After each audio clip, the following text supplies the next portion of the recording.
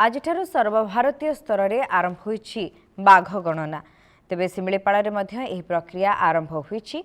One विभाग पक्षर एथिपाई 8टी दल में 85 जन कर्मचारी को नियोजित कर कर्मचारी माने जंगल में बाघर पादचिह्न, आंपुड़ा चिह्न और मलमूत्र नमूना को नहीं बाघ गणति करेंगे। एथिसह सिमिलीपाल में लगी 300 रु अधिक ट्राप कैमेरा और एआई कैमेरा विभिन्न उपयोग हेब। यह प्रक्रिया विभिन्न पर्याय दे वर्ष तमाम चलिब। यापर एनटीसीए को रिपोर्ट दिज्व और 2026 रे गणना रिपोर्ट प्रकाश पाइब बोली सिमिलीपाल टाइगर रिजर्व एसटीआर कर्तृपक्ष सूचना देछंती। प्रति 4 वर्ष रे जातीय बाघ गणना रिपोर्ट प्रकाश पाई थाए। गत थर रिपोर्ट अनुसार सिमिलीपाल रे एबे 24 टी वयस्क महाबल थिबा बेले 8टी शावक रहिछंती। एही संख्या वृद्धि घटिछि ना बाघर वंश ह्रास पाउछि ताहार गणना पाई रिपोर्ट आसिब बोली जणा पड़िछि। तेबे अभयारण्यर कोर एरिया रे लागिथिबा कैमेरा चित्र को ग्रहण कले बाघ संख्या वृद्धि पाइछि बोली एसटीआर कर्तृपक्ष सूचना दैछंती। तो सूचना पे हम सहित फोन लाइन जोड़ी होछंती प्रतिनिधि असित षडंगी। असित, वर्तमान बाघ गणना प्रक्रिया देखा मिलुछि सिमिलीपाल रे। तेबे किभଳି भाबरे केतोटी टीम नियोजित अछंती एवं पूरा प्रक्रिया किभଳି रहिछि, कारण 4 वर्ष रे थरे एही बाघ गणना करा जाउथिबार तथ्य रहिछि। निश्चित सुस्मिता देखो बाघ गणना करने गोटे प्रकार प्रक्रिया आरंभ हो सारी। जो वन विभाग टीम रही स्वतंत्र तालीम बर्तमान प्रदान करा जाउछि एवं से स्वतंत्र तालीम प्रदान पर से माने जंगल भीतर को जीवे एवं बाघ गणना कार्यक्रम आरंभ हम। तेणु गोटे प्रकार प्रस्तुति चूड़ांत पर्यायर पहुंची सारी आम कहीपर। 2026 जो जातीय बाघ गणनार अंश विशेष भाव सिमिलीपाल रे गोटे प्रकार प्रस्तुति आरंभ होईछि एवं जो रही बारिपदा वन सर्कल अधीन जो रही 7टी वनखंड बारिपदा, रायरमपुर, करंजिया, सिमिलीपाल उत्तर एवं दक्षिण वनखंड, बालेश्वर किसी अंश और केन्दुझर वन्यप्राणी खंडर किसी अंश ये सब कर्मकर्ता जो वन विभाग जो कर्मचारी रही गोटे प्रकार स्वतंत्र तालीम प्रदान करा जाउछि एवं किछि दिन भितर कार्यक्रम आरंभ हम।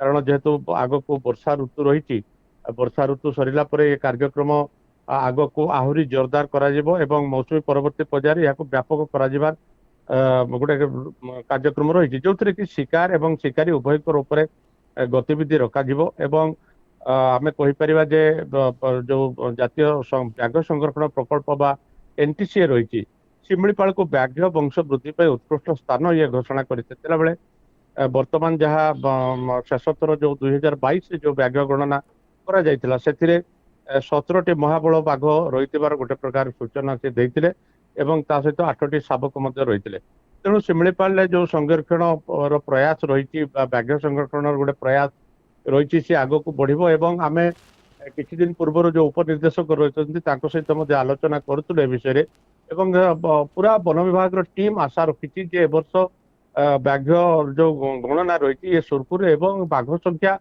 गोटे निश्चित वृद्धि पाई। देखा सरकार पक्षर भिन्न भिन्न समय भिन्न योजना मान करा जाई बाघ संख्या किभଳି वृद्धि करा जिवो से दिगरे प्रचेष्टा करा जाउछि। किंतु जदि कहबा 4 वर्ष पर प्रकृत रे बाघ संख्या बढ़ी ना कमिछि ये चित्र जेतेबेले स्पष्ट हेबो एहा पर ही अनुमान करा जाई परिबो जे राज्य रे बाघ संख्या वृद्धि करबा पई सरकार जो योजना करूछंती ताहा केते दूर सफल रूपायन होई पारुछि।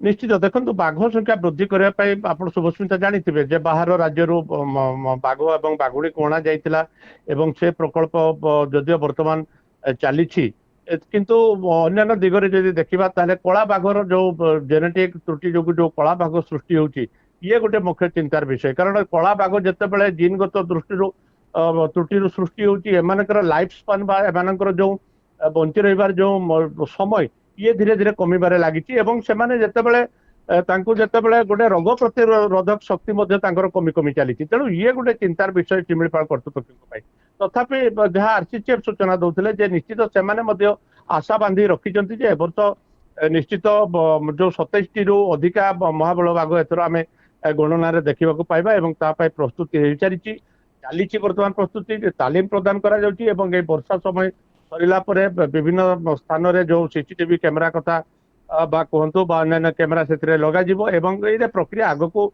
निश्चित चलिबो। एवं आपण जो कथा कहउतले जे बाघ संख्या बढ़िबार गोटे आशा एमाने रखिचंती तो केते बाघ संख्या बढ़ी बा कोन स्थिति बर्तमान शिमिलीपाल कारण शिकारी मान प्रादुर्भाव धीरे धीरे शिमिलीपाल बढ़ी बढ़ी चली तेणु आमे आशा रखा महाबलेश्वर बाघ संख्या एटी वृद्धि पाऊ किंतु कला बाघर जो जेनेटिक त्रुटि कथा मुझे कहती बाहर राज्य जो बाघ और बाघुणी को आनी रखा कथा कहुच्छी तेणु ये केते सक्सेस होते सुफल मिली ताहा जिते बाघ गणना करा जाय सारिबा सेतले जणा पड़िबो। सुस्मिता बहुत बहुत धन्यवाद असित आपनका समस्त सूचना पे।